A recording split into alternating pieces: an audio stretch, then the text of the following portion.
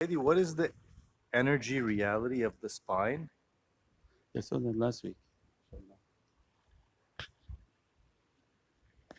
That the vertical axis is like the alif for Allah. The Izzah and might of Allah is moving on this vertical understanding, and it's the alif because the hurufs are hidden within the body.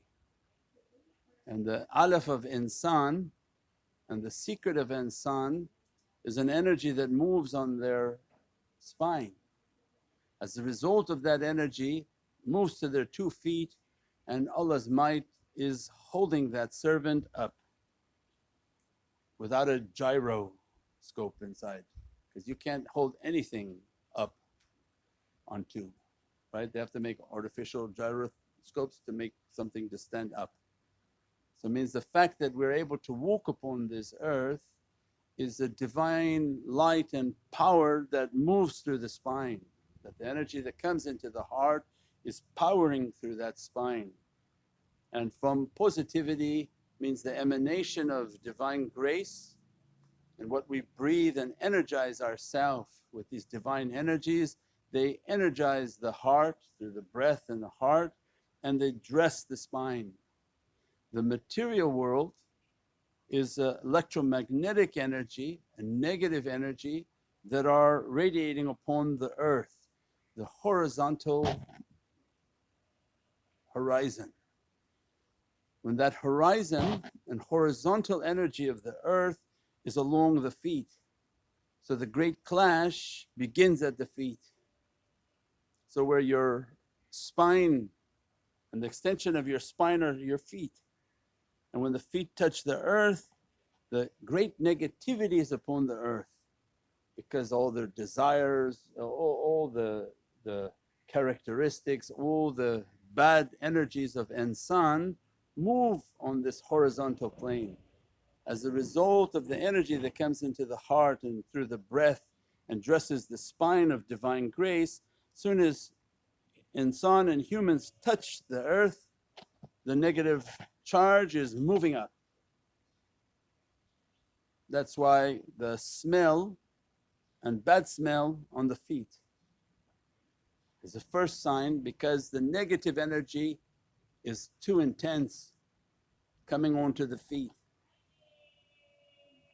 Smell has to do with reality, right? Angelic healing and angelic understanding is the first sign. So bad smells have to do with bad energy. When the body is trying to release these energies, they have a bad smell. Beatific smells have to do with the positive and beatific energies of divine grace. As a result of this energy coming onto the spine, touching the earth, all the negativity is coming up. Then if the negativity and there's not enough energy on the heart and the soul, what's happening? That power that coming down all the way down, when there's not enough power coming all the way down to push the negativity away. If it's not, this negativity now is climbing. So it's a battle. Either the negative is going to come up or the positive is going to go down. When the negative is coming up, you begin with the feet pain, the leg pain. Then it's because it's moving, it knows where it wants to attack. It's going to become right at the bottom of the spine. Burdens, negative energy moving up. The positive energy is coming down. That's why then in healing, other than, and also when a burden is being thrown onto somebody to carry something, it's an immense negativity.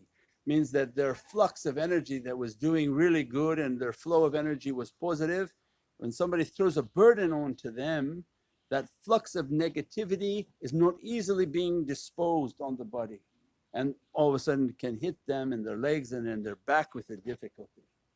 So that is important in our energy training. That's why that those whom are understanding healing and working with people, then they have to keep their awrad, they have to keep the etiquette of what their recitations. Those recitations that were given by the Naqshbandi shaykhs were to bring a power to their heart, to their soul, to bring Allah's grace and rahmah. We don't know the value of just saying Allah.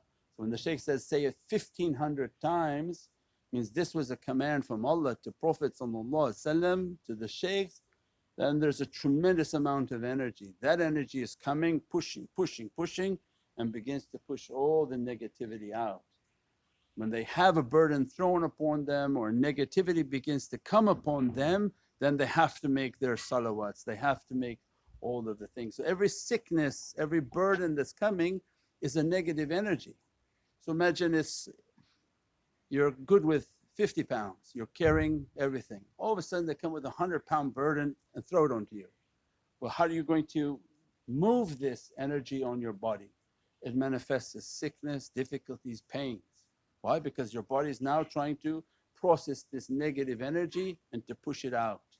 That's why then you would increase your salawat. Make sure you're always in wudu, make sure you always have your connection with the shaykhs, doing your muraqabah and doing the awrads. That keeping that flow of energy flowing onto the person so that they're always lit.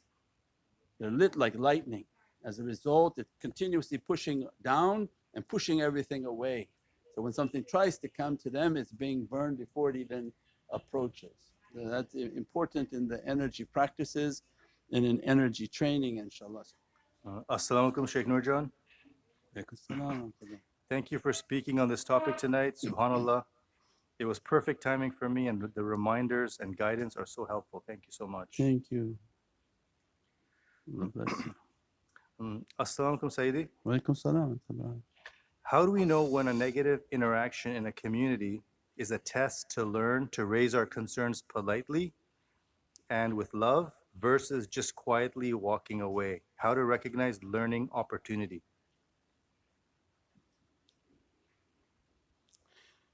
Yeah, you begin to understand your own ability.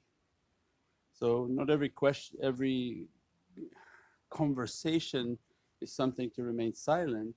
Means there are conversations we have on a daily basis that later you go back and ponder that, was that talk